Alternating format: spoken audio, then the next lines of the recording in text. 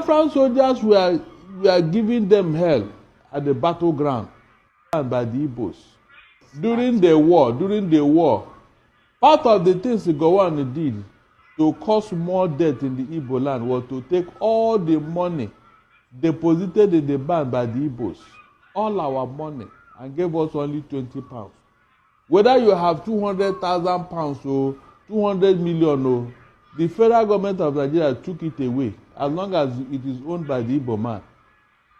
He took them away and was using that money to fight us. What does that tell you? If it were today's world, what they did in the South was genocide. It wasn't a war. Because the Biafran soldiers were giving them hell at the battleground. Instead of them to battle them, they went after the civilians. Innocent civilians, women and children. That was why the casualty was so high on Igbo land.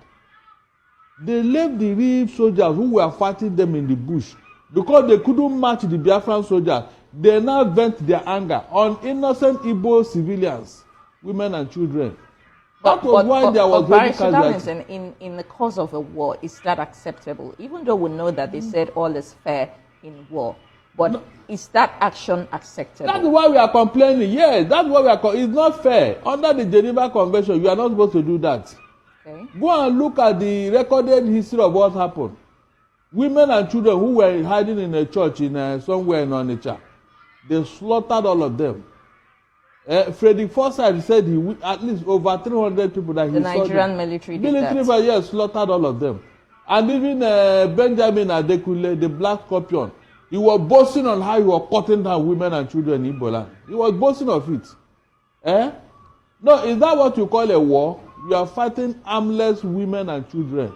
So, Barrister, why didn't that reintegration process and re-radicalization process it's going on with terrorists? Yes, exactly. It's happening with Boko Haram terrorists. They are de-radicalizing them, disarming them, and reintegrating them back into the society. And we've seen in all history of wars, like Rwandan genocide, like I cited, there was that program. It took place for peace and unity to be able to reign. Looks like it's some kind of closure for the people who suffered in that crisis. Why didn't that happen in Nigeria? No, you should be asking Gowon, because he was in a position to do that, but he did not. He did not. So what is he telling me now? This is a man who would have taken care to heal the wound, but he did not. Now he's telling us it was necessary. It was not necessary. On what ground? Who started that war? Okay. In the first place? Who started that war? Okay, if the former head of state, Gowon, didn't do that, the heads of state before him, after him, I mean, why didn't anybody, even in democratic system, when former President Olusegun Obasanjo came in 1999, Jonathan was there, Buhari was there, even the current president now, why haven't any head of state or any president taken any action for that? Because of what? Propaganda, disinformation. Promise, since that war happened, it had been recorded through propaganda that the Igbos started a civil war, that we wanted to disintegrate Nigeria. Until IBB's good, until IBB wrote a book.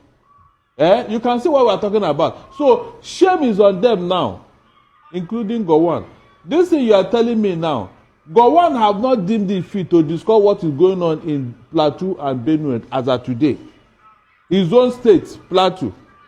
He has not told us what happened. Why are they killing them in that state now? His own state, oh. He has never opened his mouth to utter a word about that killing going on there. This was exactly what they were doing to the Igbo that time until the Igbos reacted.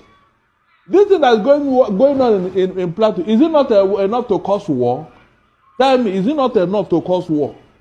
This is exactly what happened in 1967 when they were killing the Igbos all over the place. When lives are being threatened. Perished. And you kept quiet, and you expect them to keep quiet. That was exactly what happened.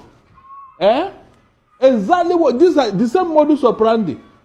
But because these people have tolerated, either they don't have the liver to fight or whatever. All right, so let's move on to other stories. So I thank God it's happening under Gowon's nose. I expected him to talk about it. He's from Plateau State. I said I expected him to talk about it. A lot of Plateau citizens have